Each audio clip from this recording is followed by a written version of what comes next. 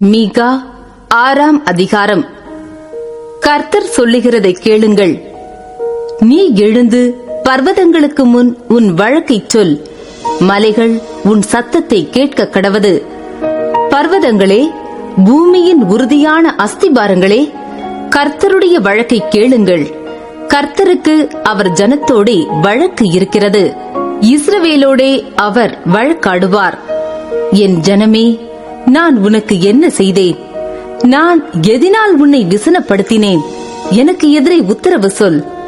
நான் உன்னை எகிப்து தேசத்திலிருந்து வரப்பண்ணி அடிமைத்தன வீட்டிலிருந்து உன்னை மீட்டுக் கொண்டு மோசே, ஆரோன், மீரியாம் என்பவர்களை உனக்கு முன்பாக அனுப்பினேன். என் ஜனமே, மோவாபின் ராஜாவாகிய பாலாக் பண்ணின யோசனை இன்னதென்றும், பேயோரின் குமாரனான பிலேயாம் அவனுக்கு பிரதியுத்தரமாக சொன்னது இன்னதென்றும், சித்தீன் தொடங்கி கில்கால் மட்டும் நடந்தது இன்னதென்றும் நீ கர்த்தருடைய நீதிகளை அறிந்து கொள்ளும்படி நினைத்துக்கொள். எண்ணத்தை கொண்டு நான் கர்த்தருடைய சந்நிதியில் வந்து உன்னதமான தேவனுக்கு முன்பாக பணிந்து கொள்வேன். தகன பலிகளைக் கொண்டும் 1 வயது கன்றுக்குட்டிகளைக் கொண்டும் அவர் சந்நிதியில் வரவேண்டுமோ? 1000 ஆட்டுக்கடாக்களின் பேரிலும் எண்ணெயாய் ஓடுகிற 10000 ஆறுகளின் பேரிலும் கர்த்தர் பிரியமாயிருப்பாரோ? என் அக்கிரமத்தை போக்க என் முதற் பேரானவனையும் என் ஆத்துமாவின் பாவத்தை போக்க என் கர்ப்பக்கனியையும் கொடுக்க வேண்டுமோ?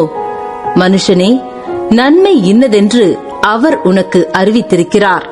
நியாயம் செய்து இரக்கத்தை சிநேகித்து உன் தேவனுக்கு முன்பாக மனத்தாழ்மையாய் நடப்பதை அல்லாமல் வேறு என்னத்தை கர்த்தர் உன்னிடத்தில் கேட்கிறார்? கர்த்தருடைய சத்தம் நகரத்தை நோக்கி கூப்பிடுகிறது. ஞானமுள்ளவன் உம்முடைய நாமத்தை மதிப்பான். மிலாற்றிற்கும் அதை நேமித்தவருக்கும் செவி கொடுங்கள். துன்மார்க்கனுடைய வீட்டிலே துன்மார்க்கத்தினால் சம்பாதித்த பொக்கிஷங்களும் அருவருக்கப்படத்தக்க குறைந்த மரக்காலும் இன்னும் இருக்கிறதல்லவோ? கள்ளத்தராசும் கள்ள படிக்கற்களுள்ள பையும் இருக்கும்போது அவர்களை சுத்தமுள்ளவர்கள் என்று எண்ணுவேனோ? அவர்களில் ஐஸ்வர்யமுள்ளவர்கள் கொடுமையால் நிறைந்திருக்கிறார்கள். அவர்களுக்குள் வாசமாயிருக்கிறவர்கள் பொய் பேசுகிறார்கள். அவர்கள் வாயிலுள்ள நாவு கபடமுள்ளது. ஆகையால் நான் உன் பாவங்களின் நிமித்தம் உன்னை அடித்து பாழாக்குகிறதினால் உன்னை பலட்சயமாக்குவேன். நீ புசித்தும் திருப்தி அடையாதிருப்பாய். உனக்குள்ளே சோர்வுண்டாகும். நீ பதனம் பண்ணியும் தப்புவிப்பதில்லை. நீ தப்புவிப்பதையும் பட்டயத்துக்கு ஒப்புக் கொடுப்பேன்.